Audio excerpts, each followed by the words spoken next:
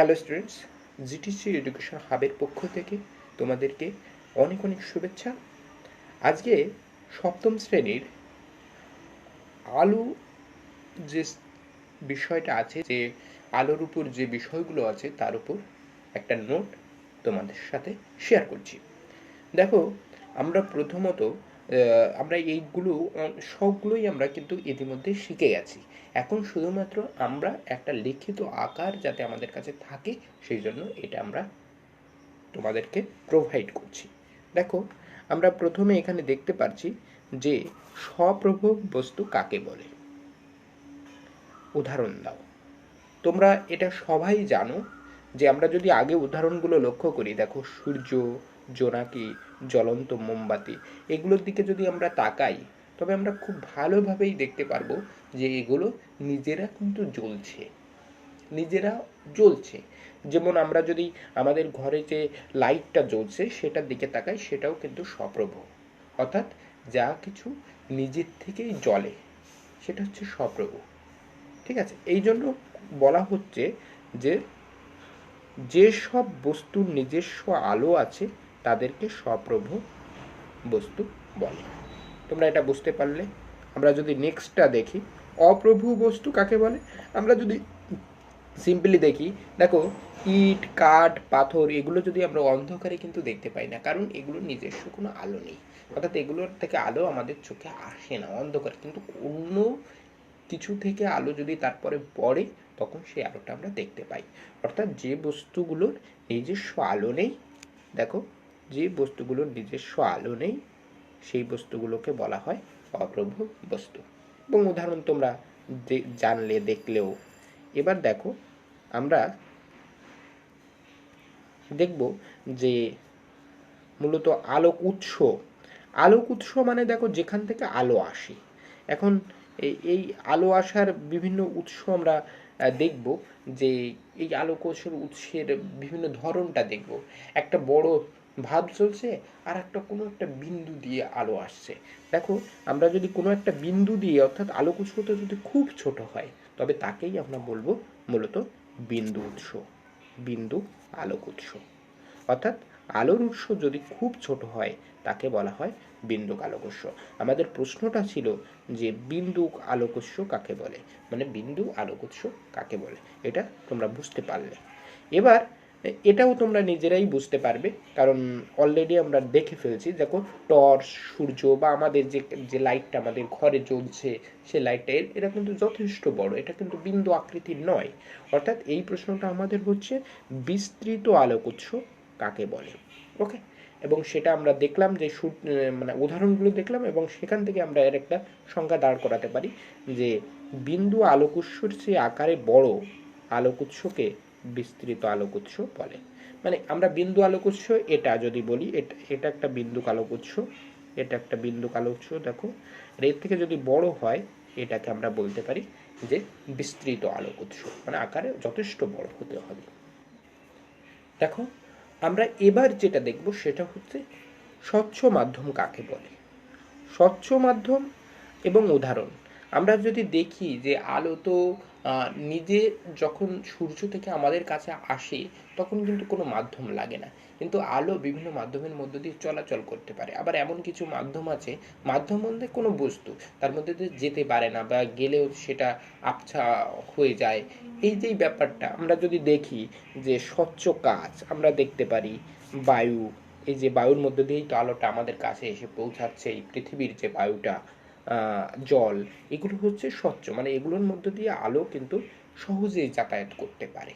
এবং যেসবের মধ্য দিয়ে আলো সহজে যাতায়াত করতে পারে সেই সব মাধ্যমকে আমরা বলে থাকি সরি, বিন্দু আলোক উৎস নয়, এখানে হবে, এখানে এটা ভুল, এখানে এটা হবে হচ্ছে স্বচ্ছ আলোক মাধ্যম। এটাকে বলতে হবে স্বচ্ছ আলোক মাধ্যম।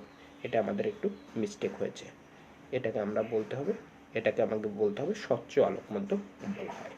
ওকে, এবার যদি আমরা দেখি অস্বচ্ছ আলোক মাধ্যম কাকে বলা হয়। দেখো, অস্বচ্ছ আলোক মাধ্যম তোমরা ইতিমধ্যে বুঝে গেছো, যেমন কাঠ, দেওয়াল, লোহা এর ভিতর দিয়ে আলো যেতেই পারে না। অর্থাৎ আলো একেবারেই কোনো কিছুর মধ্য দিয়ে যদি যেতে না পারে সেই সব মাধ্যমকে বলা হয় অস্বচ্ছ আলোক মাধ্যম। ওকে, এবার আমরা যদি দেখি ঈষৎস্বচ্ছ, আমরা যদি কিছু উদাহরণ নিয়ে আগে কাজ করি দেখব যে ঘষা কাচ, কুয়াশা এগুলো এমনই যে এগুলোর ভিতর দিয়ে আলো যেতে পারে কিন্তু বেশি যেতে পারে না, হালকাভাবে যেতে পারে। এইটাকে বলা হবে ঈষৎস্বচ্ছ আলোক মাধ্যম। তাহলে তোমরা আলোক মাধ্যমের বিভিন্ন ধরন সম্পর্কে অলরেডি অবগত হয়ে গেলে।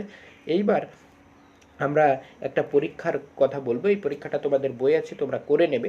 এখানে বলছে যে আলো সরল রেখায় চলাচল করে, একটি পরীক্ষার সাহায্যে প্রমাণ করো। একটি পরীক্ষার সাহায্যে তোমাকে প্রমাণ করতে হবে যে আলো সরল রেখায় চলাচল করে।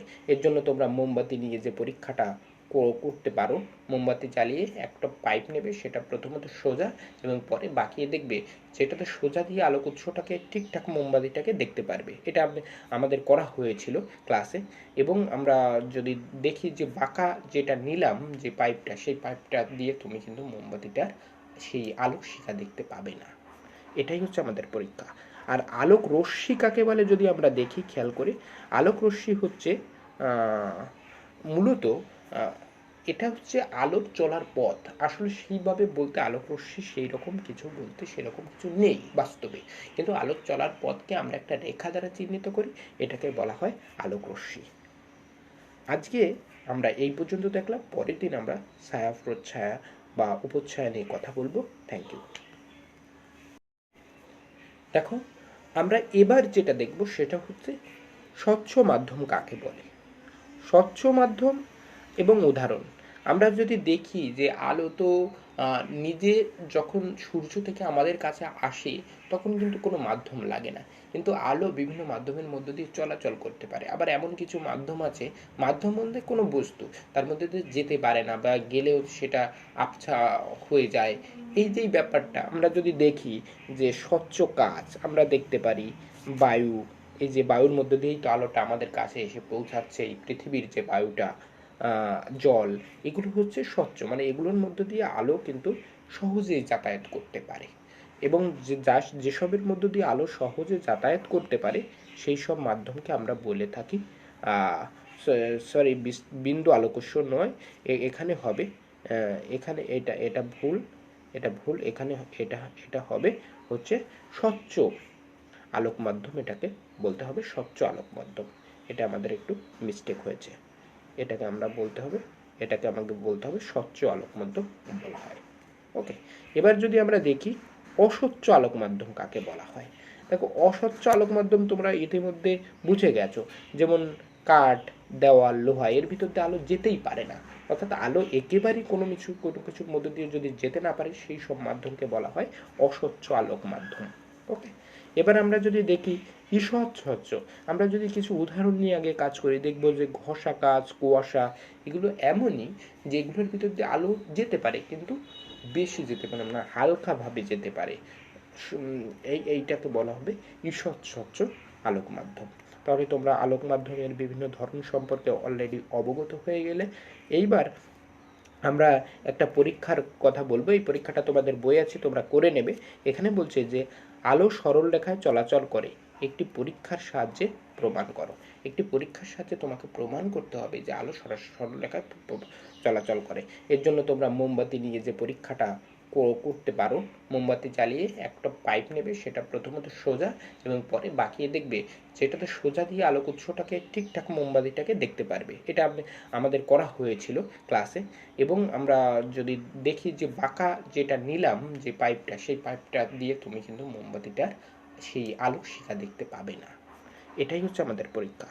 আর আলোক রশ্মি কাকে বলে যদি আমরা দেখি, খেয়াল করি, আলোক রশ্মি হচ্ছে মূলত এটা হচ্ছে আলোর চলার পথ। আসলে সেইভাবে বলতে আলোক রশ্মি সেই রকম কিছু বলতে সেরকম কিছু নেই বাস্তবে, কিন্তু আলোর চলার পথকে আমরা একটা রেখা দ্বারা চিহ্নিত করি, এটাকে বলা হয় আলোক রশ্মি।